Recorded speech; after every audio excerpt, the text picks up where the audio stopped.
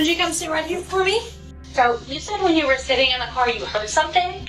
I heard something, so I thought it was a train. Where did it sound like it was coming from? Yeah, it was like going like zzz. Like somebody was lasering somebody. Like somebody was lasering something? Is he big like me or little like you? He's tall. He's tall. This is 5-year-old Tanya Jackson, captured a few days before the events described. Tonight, her mother was found dead alongside her longtime girlfriend on a remote island near Houston, Texas. During an interview, the little girl reported seeing a stranger entering her house that morning, but detectives dismissed her account. They instead became convinced that the victim's own father was responsible for the double murder. This is your daughter. What happened? That's what we trying to find out. I don't want y'all to look at me as a suspect. Why would somebody want to do this to me? I've been asking myself that question too. It was surprising that the detectives would consider him a suspect. The father attempted to reason with them, but the lieutenant in charge of the investigation was unmoved. In just about 10 seconds, he was going to snap at him. She had the supreme beat out of her. Britney had her brains beat in. You explain that. You can explain it.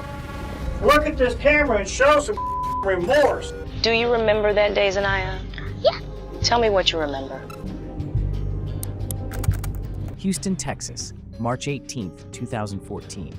Police are at the home of Reverend Ivan Jackson and his wife Mary, delivering devastating news about the disappearance of their 24-year-old daughter, Crystal. In the next room, Crystal's 5-year-old daughter, Cynthia, hears her grandparents sobbing. 911, what's your emergency? I have 2 dead people at the back of my store by my dumpster. When they told me that my baby was dead, it hurted me. I'd never been hurt as bad as I was hurt that day. Are they male or female, could you tell? One appears to be a woman. I never dreamed that I would have to bury my own child. I couldn't do nothing but go in the house and hug my granddaughter. On the other side of the city, Brittany's aunt, Ebony McQueen, is preparing to head out when she notices her phone has received an unusually large number of notifications. I remember just getting dressed, and I just happened to go to Facebook, and I had messages galore.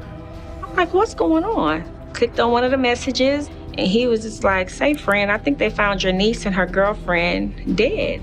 Stunned by what she was reading, Ebony turned on the news on her TV.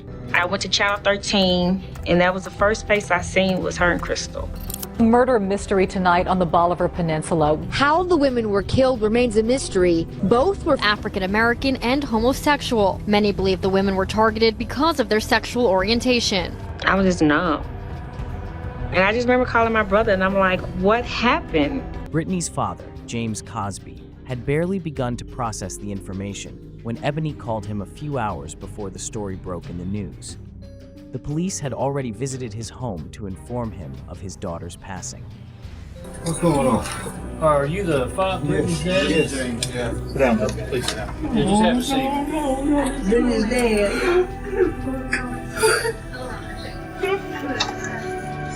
What happened? That's what we're trying to find out. What happened? You grieve all the agree. We understand. We want to know. Right now, we want to find out who did this. Okay. Who's the girl with Britney? Real thin, but that's her girlfriend. Okay. That's her girlfriend. That's Crystal. It is Crystal. The cause of their deaths remained under investigation. However, it was clear that Britney, James's daughter, and Crystal's girlfriend had been violently assaulted. The police suspected the crime was driven by hatred toward the women as they began questioning their families. They were shocked to discover that even Crystal's father, Ivan Jackson, opposed the relationship. I used to tell my daughter, I say, you ain't gay, you damn straight, because she just experimenting on something. She don't know what she get into. So you never even would let Britney come in the house? When she come in the house, she go sit right there where you sitting. Okay. I told my daughter, I say, look, that girl gonna be the cause of your death. As a fervent preacher in a Baptist church, his religious beliefs conflicted with his daughter's identity, and he was unafraid to express this to the police when they brought his family in for questioning. Tell us a little bit about your daughter. I love my daughter. It's hard. I didn't like her changing her sexual orientation, but it was nothing I could do because she was grown. I told Kristen that lesbian stuff would take her out of here. I knew it. I accepted it, but he couldn't. It brought friction between both of them.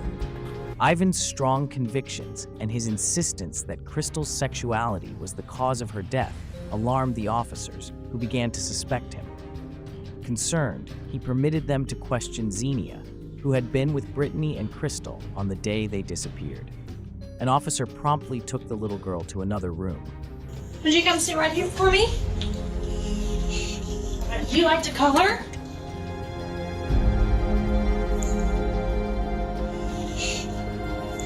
Zania, what is the first thing you do when you get to school?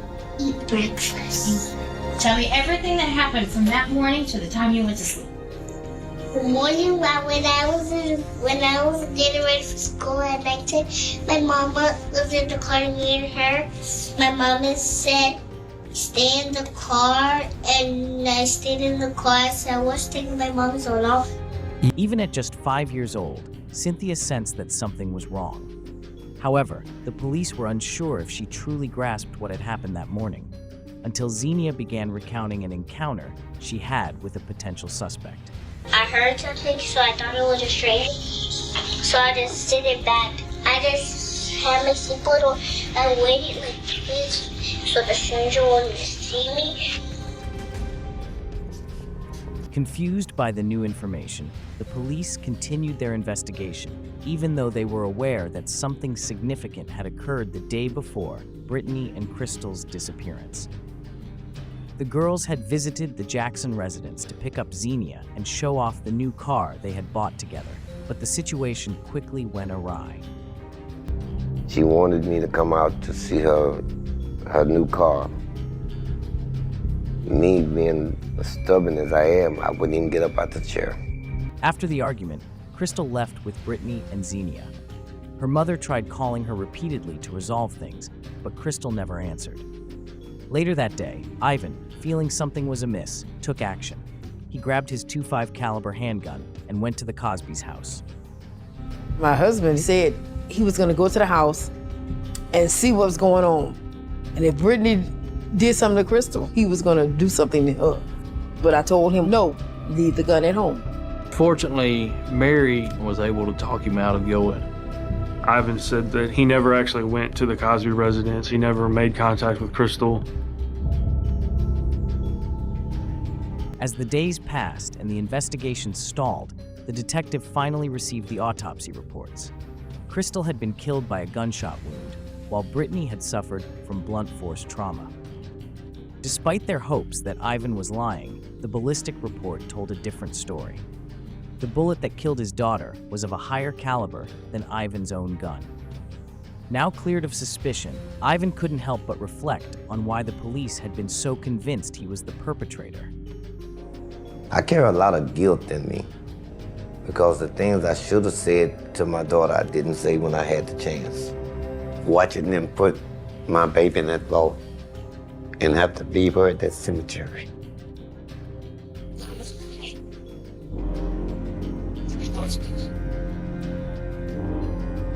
Was the hardest thing that ever happened to me.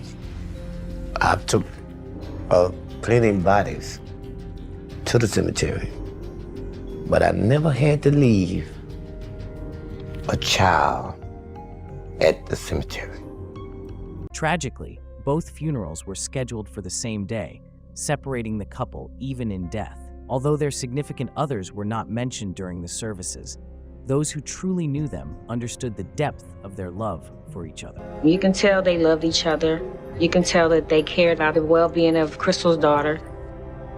She derived a lot of joy and purpose from the family she was building with Crystal and their daughter. I think Britney really, really in love with Crystal. You know, she wants to get married. You know, she wants to be with Crystal forever. With Crystal, everybody loved her. She would give you the shirt off her back.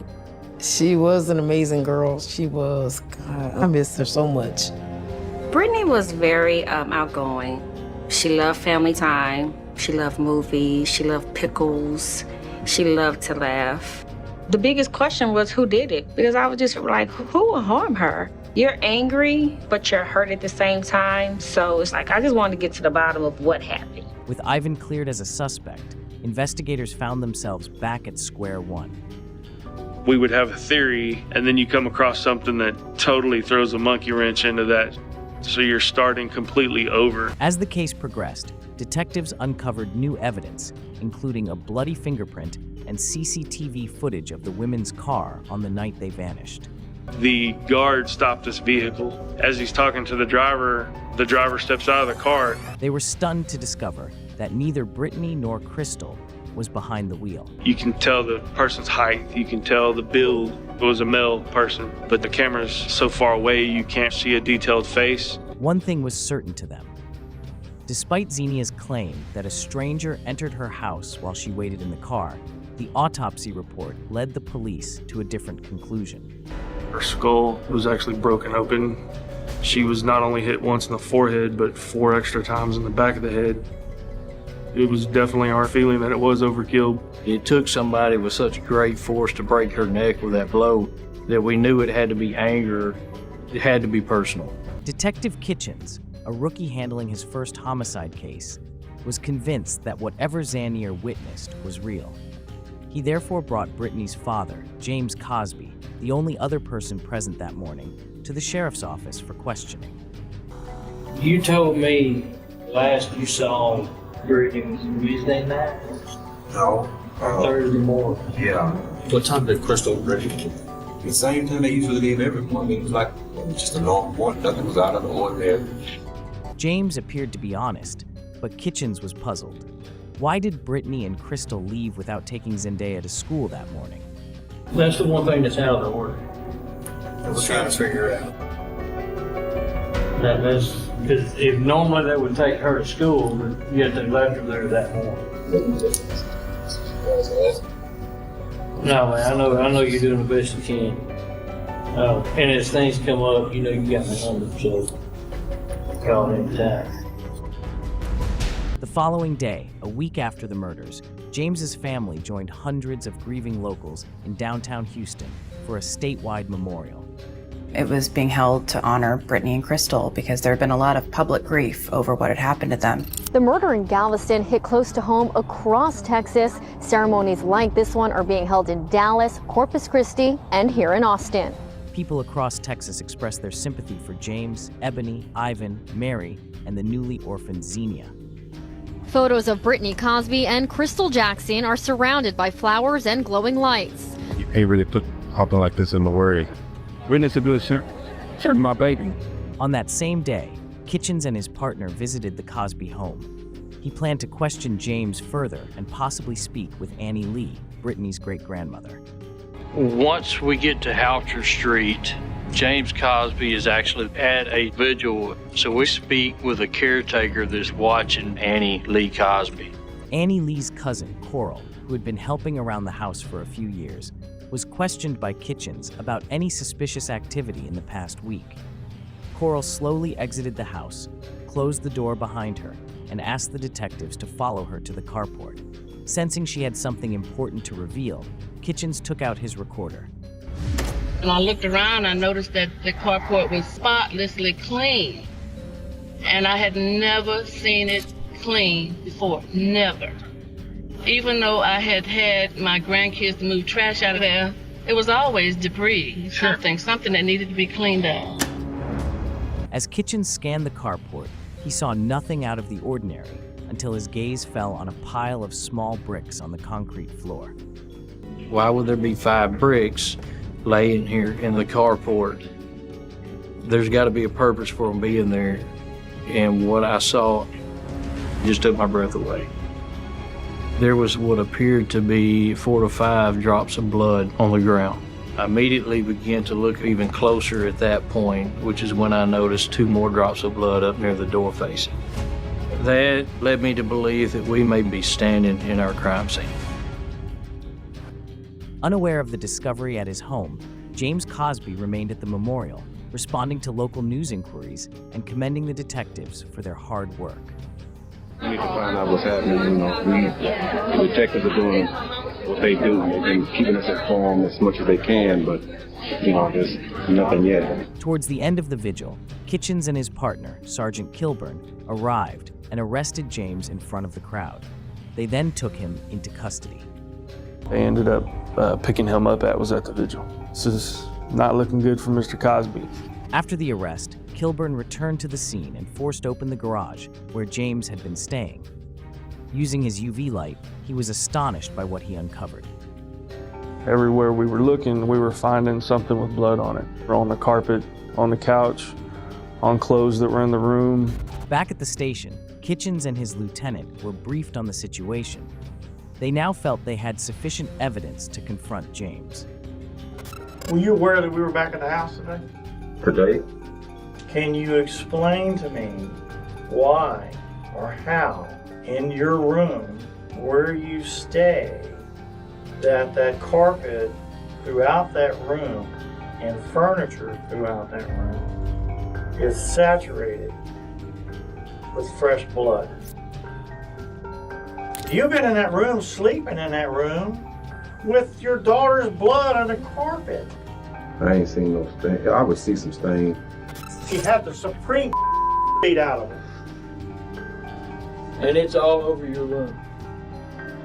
Okay. Britney had her brains beat in. It wasn't long before Lieutenant Hanson's patience was pushed to its breaking point. He found it impossible to endure James's cold and emotionless reactions. You can explain that. You can explain it. That's your daughter's head smashed in, thrown away like a garbage. This continued for over 5 hours. During that time, forensic scientists matched the bloody fingerprints found near the dumpsters to James. Gradually, the evidence began to close in on the suspect. Everything points back to James Larry Cosby Jr. And you expect us to believe that James Larry Cosby Jr. don't know? You need to man up. Finish a sentence for me. I'm going to start a sentence. I want you to finish it. What is it? I did not do this because... I'm not finished with that. What are you going to tell us? Nothing. Okay. All right. We done? We're done. Stand up. Hey, run back. James was initially charged only with tampering with evidence, as his fingerprints matched those found at the dump site. Without more clues, he faced the possibility of a short sentence. Meanwhile, Ivan began appearing on the news, discussing Crystal's passing and how Zenia was coping with the loss. I come home in the evening, my daughter's not there. I look at her daughter. Sometimes her daughter has nightmares, so we have her in counseling now. This was when the detectives' understanding sharpened, now that they had more details. The story began to make sense.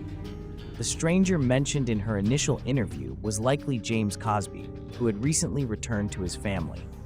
They asked Ivan to bring her back to the station for a second interview, focusing on her observations and recollections to see if they aligned with the evidence they had gathered. Did you ever hear anything from his room? Tell me everything you heard from his room. A gunshot. You heard a gunshot. Tell me how you know it was a gunshot. Because he just, in his room, he just said, he took them to outside and just shoot them. Okay, did somebody tell you that or did you see that? I see that. When Tanya left the car to search for her mother, she must have entered James's room, seen the blood, and then made the connection after learning that Britney and her mother had been murdered. There was blood splatter in his room. Okay, tell me where the blood splatter was in his room. On his bed. You saw it on his bed? Okay, did you see it anywhere else? On his floor. And some on his floor? He just decided to kill my mother and his daughter. Based on what Zania had told me, I hypothesized that Crystal took Zania, placed her into the car. At the same time, on the inside of the house, James Cosby and Britney Cosby became involved in a physical altercation, at which time James Cosby snapped and beat Britney to death. Crystal walked back into the house and was watching this take place and immediately ran out the side door to the back of the vehicle, which is where James Cosby, we believe, caught up with her and then shot her in the head. All along, 5-year-old Zenia Jackson was the key. Though she may not have fully grasped the events of that morning, she could place James at the scene with the weapon in hand, attacking her mother. A month later, the police discovered Britney and Crystal's car abandoned in a parking lot, with the trunk soaked in blood. They also found a bullet lodged in the luggage rack in Texas. While proving motive isn't necessary for murder cases, interviews with family members and those close to the Cosbys led detectives to conclude that the conflict began when Britney and Crystal bought their new car together. Annie Lee Cosby had changed her will and left everything to Britney because Britney was already taking care of everything while her dad was not present in the residence. He had asked Annie to co-sign for a vehicle, and she'd refused. And then she turned around and co-signed a vehicle for Britney and Crystal. And it starts to paint a picture of jealousy, pure jealousy. Today in court, it was a tale of two fathers, one sentenced to life behind bars, and the other choosing a life of forgiveness. Today, Jackson's father, Reverend Ivan Jackson, attended what would be the last hearing in the case of his daughter's murder. Me and my wife and my church family, we have been praying for life without a possibility of parole instead of the death penalty, because killing him is not going to bring either one of them back. And his prayers were answered. Cosby was convicted of capital murder, an automatic sentence of life without parole. No matter what the situation was, they didn't deserve to die. It's been really tough, but on the same token, that it has made me much stronger, because I know I have a responsibility to do now, and that's raise my grandbaby. It was, I cried. It's a relief.